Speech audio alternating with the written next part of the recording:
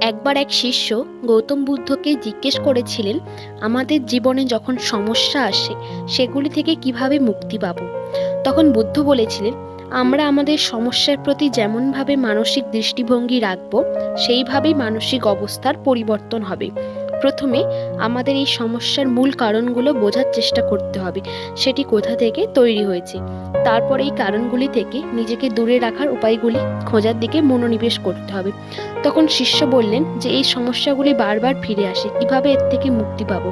তখন বুদ্ধ বললেন, নিজের মনকে শান্ত রেখে সমস্যার গভীরে প্রবেশ করতে হবে এবং এমন কিছুর সঙ্গে নিজেকে যুক্ত করতে হবে যেখানে সমস্যাগুলি বারবার আর ফিরে না আসে।